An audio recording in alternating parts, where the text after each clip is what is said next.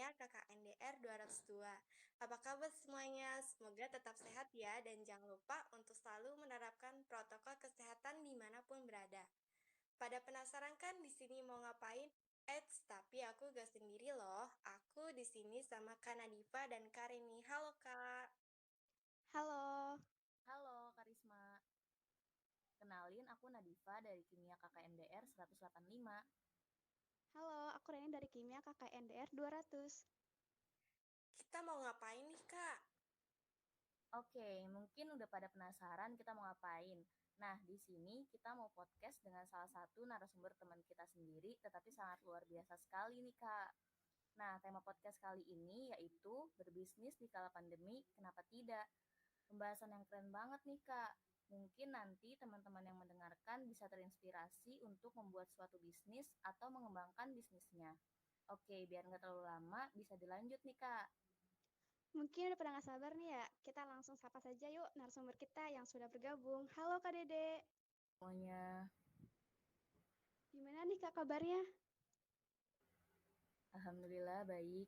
Semoga kalian juga tetap sehat ya. Amin. Oke, kita langsung mulai aja nih ya. Sebelum dimulai, aku mau baca CV dari narasumber kita.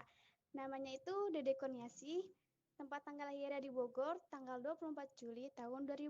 Riwayat sekolahnya pernah bersekolah di TK Ki Az-Zahra, di SDN Kampung Sawah 02, SMPN 1 Rumpin, SMA Negeri 1 Seeng, dan Kimia Jakarta yang sedang berlangsung hingga saat ini. Yang mau kepoin owner kita, boleh nih, bisa aja dikepoin Instagram pribadinya, DEXRXX_. Dan kalau mau kepoin Instagramnya dan akun bisnisnya, bisa langsung dicek aja di famanani_style. Ingat ya, famananinya pakai Y, jangan pakai I. Oke, kita langsung aja nih ya Kak. Kita ngobrol-ngobrol santuy. Aku penasaran nih Kak, Kakak itu mulai usahanya dari kapan ya? Dan produk apa aja sih yang dijual? Mungkin bisa diceritakan Kak? Jadi, aku mulai usaha itu sekitar bulan Desember tahun 2020 nih. Untuk produknya sih aku lebih ke passion ya sebenarnya. Cuman karena ada teman yang titip produknya untuk aku jual, jadi selain passion aku juga jual benang rajut gitu. Untuk passion sendiri itu ada atasan kemeja, kardigan rajut, jilbab pasmina, jilbab segi empat, dan juga rok-rok yang dulu pernah sempat ada. Jadi untuk kalian yang mau tahu bisa banget nih cek Shopee dan Instagram workshop aku, yaitu famanani_style. Well, banyak sekali nih teman-teman produk yang Kak Dede jual. Mungkin nanti bisa dikepoin IG atau Shopee-nya. Nah, aku lanjut ya Kak. Bermulanya suatu bisnis pasti membutuhkan modal nih Kak. Aku penasaran banget nih, modal usaha dari Kak Dede itu sekitar berapa sih Kak? Nah iya bener banget nih kak, kalau buat usaha pasti kita perlu modal. Untuk modal usaha awal aku itu sebenarnya nggak terlalu banyak nih, cuma sekitar 400.000. Karena memang pada pertama kali itu aku hanya menjual jilbab. Nah sebenarnya harga dari jilbab itu nggak sampai 400.000. Namun karena banyak perlengkapan packaging yang harus aku beli, mulai dari plastik, kertas kado, kardus, stiker, label pengiriman sampai pada lem, makanya menjadilah 400.000 modal awal aku itu. Wah, saya sangat terinspirasi sekali nih buat lebih giat menabung untuk modal usaha. Lanjut ya Kak, aku penasaran banget soal keuntungan. Kalau boleh tahu, keuntungan yang didapat per bulannya sekitar berapa sih Kak? Ngomongin soal keuntungan saya sangat semangat sekali nih Kak. Boleh langsung dijawab Kak Dede? Waduh, soal untung nih ya. Keuntungan sih sebenarnya kalau jualan nggak tentu ya. Karena kan setiap hari orderan yang masuk itu jumlahnya nggak sama, pasti berbeda. Malah terkadang nggak ada sama sekali orderan yang masuk pada hari itu. Awal-awal sih keuntungan per bulannya itu sekitar 100 sampai 200-an ya, cukup kecil sebenarnya. Karena mengingat yang dijual itu jilbab, jadi untungnya nggak banyak. Bisa dibayangin sendiri lah ya jilbab itu untungnya berapa.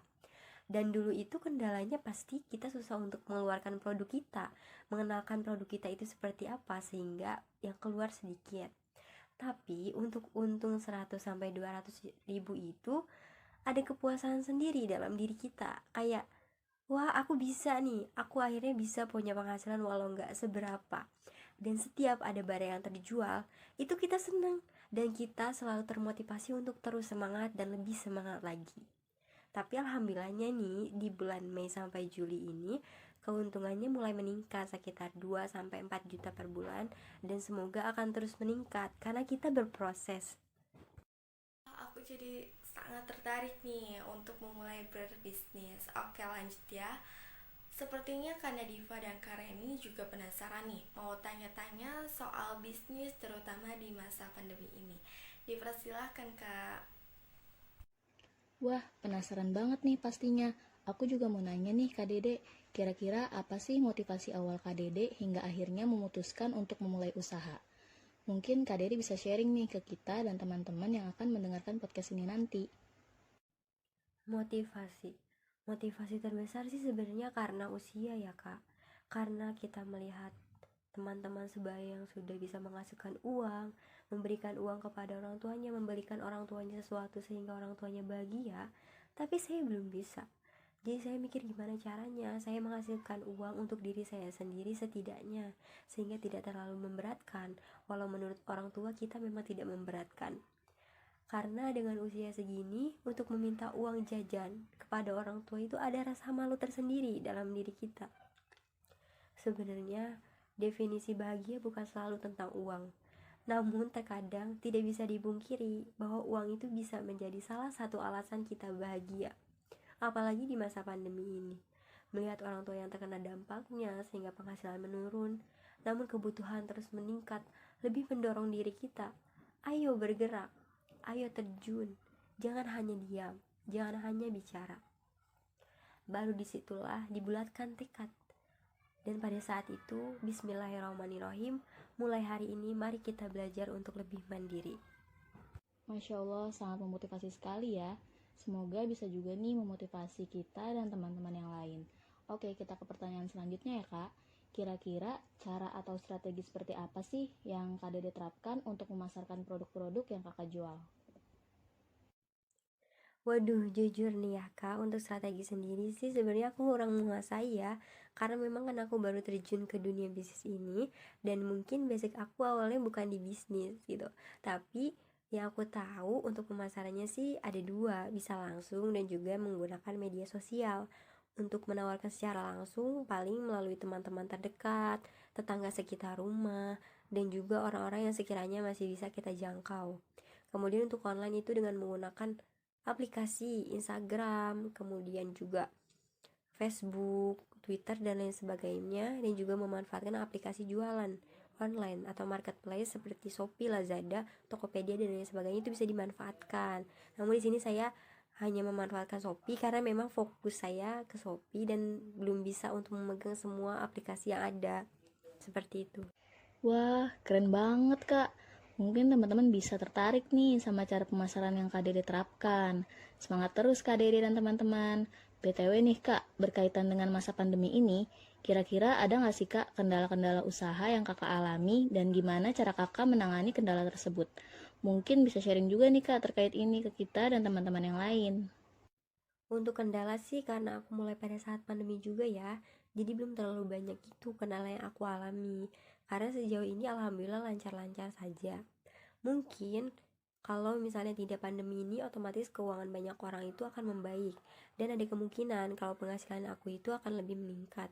Selain itu juga kendala dari segi produksi, karena memang sudah fix untuk produksi sendiri secara total, namun karena supplier bahan yang tutup karena PPKM ini, jadi produksi sendirinya terhambat sehingga harus memasok dari luar. Solusi untuk yang pertama itu, karena kan keuangan orang itu berbeda, jadi kita harus lebih meningkatkan relasi kita. Kemudian kita promosi-promosi dengan berbagai macam cara, sehingga orang itu tahu produk kita, orang itu tahu dan yakin produk kita. Karena kan semakin banyak orang yang tahu, semakin banyak orang yang kenal dengan produk kita, maka akan semakin banyak orang juga yang suka terhadap produk kita dan yakin untuk membeli produk kita.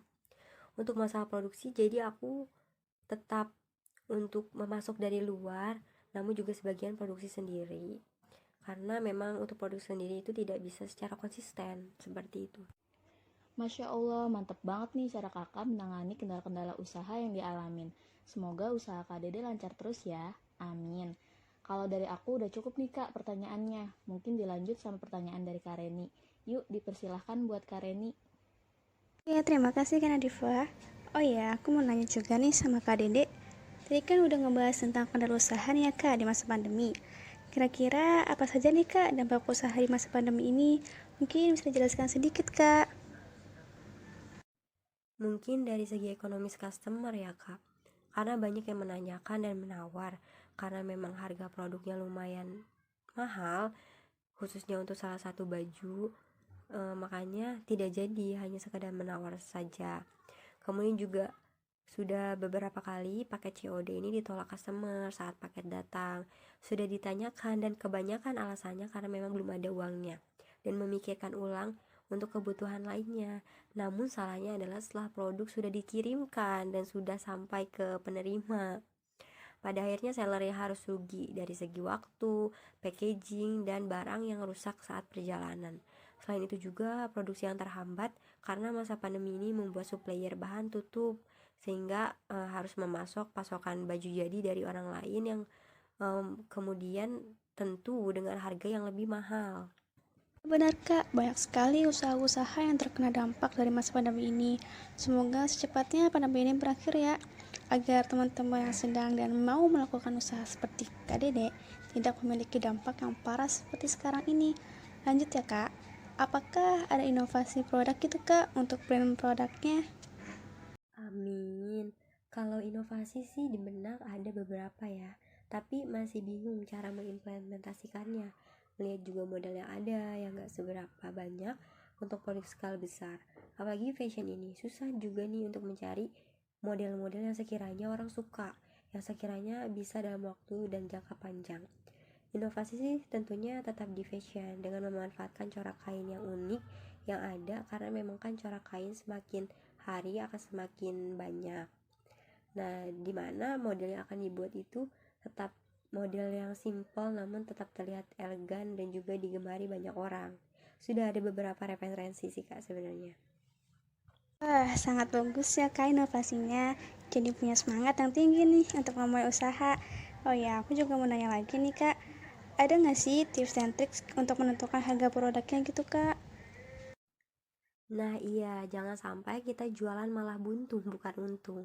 Paling tips dan triks dari aku sih simpel aja ya kak. Jadi kita itu harus benar-benar tahu modalnya berapa. Bukan hanya kita hitung modal per piecesnya ya, tapi modal bersihnya, modal keseluruhannya. Mulai dari biaya transportasi, biaya admin marketplace yang kita gunakan, kemudian pajaknya dan lain sebagainya. Itu diperlukan gitu, itu perlu dihitung. Kemudian juga menentukan atau mencermati endorse atau PP paid promote yang akan kita lakukan, itu kita hitung dari awal, itu kita siasati dari awal sehingga nanti produk dasar harganya kita tambahkan dengan pengeluaran yang ada, kemudian dari situ kita bisa menentukan berapa yang akan kita jual harganya sehingga kita untungnya berapa, seperti itu. Semangat terus untuk teman-teman yang ingin memulai usaha, bulatkan tekadnya, dan ketika sudah terjun jangan menyerah dengan kendala yang ada, karena buah kesabaran itu nyata. Insya Allah, mantap sekali nih tips dan triknya dari Kak Dede. Sangat bermanfaat banget nih ya Kak untuk teman-teman yang ingin dan sedang menjalankan usahanya. Oke, alhamdulillah nih ngobrol-ngobrol santai kita sudah selesai. Semoga bermanfaat bagi teman-teman yang mendengarkannya. Mungkin saya langsung tutup saja ya Kak. Terima kasih buat Kak Dede selaku narasumber kita yang sungguh keren sekali.